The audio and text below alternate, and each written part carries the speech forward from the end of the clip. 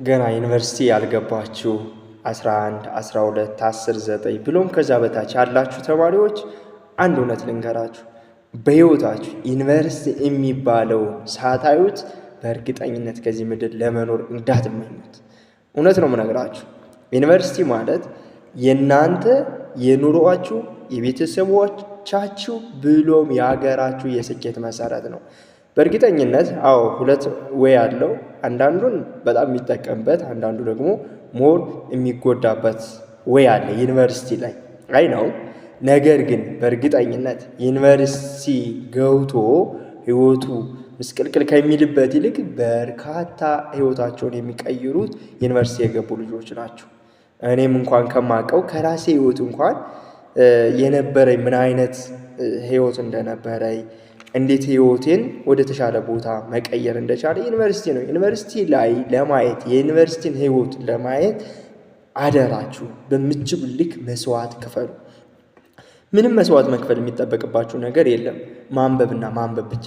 በተለይ 12ኛ ክፍል ሆናችሁ 11ኛ ክፍል ሆናችሁ እስከዚህ 11 ዓመት 12 ዓመት ያለን ቻሌንጅ አልፋችሁ የአንድ ዓመት ቻሌንጅ መቋቋም ያቀታችኋል ብዬ አላስብም። 12ኛ ክፍል የደረሳችሁ ማንኛችሁም ተማሪ ዩኒቨርሲቲን ሳታዩት እንዳትቀሩ አደራ። እሱን ለማድረግ ዳይሊ ማንበብ ብቻ ነው የሚጠበቅባችሁ። እውነት ዩኒቨርሲቲ ገብታችሁ 2 ወር 3 ወር ቆይታችሁ ተጭራችሁ ብትወጡ አይናው ህይወታችሁ ይቀየራል። ለምን መሰላችሁ? ዩኒቨርሲቲ ላይ በርካታ ክህሎት ያላቸው አካላትን ታገኛላችሁ። በእውቀት በትምህርቱ ደረጃ ከፍተኛ ቦታ የደረሱ አሉ። ከነሱ ጋር ያለውን ሁኔታዎች ልማዳቸውን ማግኘት ትችላላችሁ። ሁለተኛ ከ80 በላይ ብሔር ብሔረሰቦች ጋር ትገናኛላችሁ። ከ80 በላይ ከሚሆን ብሔር ብሔረሰብ ጋር ስትገናኙ ከእያንዳንዱ የምታገኙት ከፍተኛ የሆነ ምን አለ? እውቀት አለ። ያን እውቀት ቀጥታ ወደ ምን ትቀይሩታላችሁ? ወደ እናንተ ህይወት ትቀይሩታላችሁ። ከዛ ውጭ ህይወትን በምን ልክ ማስቀጠል እንደምትችሉ ትማሩበታላችሁ። በእርግጠኝነት ዩኒቨርሲቲ ለመግባት ትኩረት ከሰጣችሁ በጣም በጣም በጣም ቀላል ትገባላችሁ። ከዛ ውጭ ደግሞ ደስ የሚለው ምን እንደሆነ ታውቃላችሁ?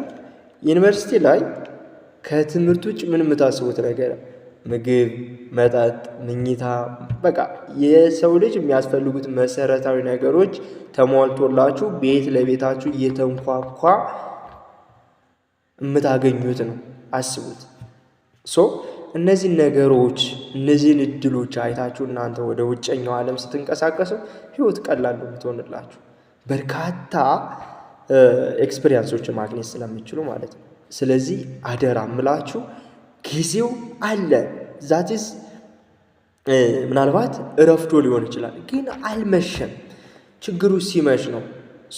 ከአሁኑኑ ትኩረት ሰጥታችሁ የዩኒቨርሲቲን ህይወት እዩት። እውነቴ ነው፣ ትደሰቱበታላችሁ። እኔ የዩኒቨርሲቲ መግባቴ በጣም ትልቅ ደስታ ስለፈጠረብኝ ተከታታይ 2 ወንድሞችም የዩኒቨርሲቲ ተማሪ መሆን ችለዋል። አያችሁ?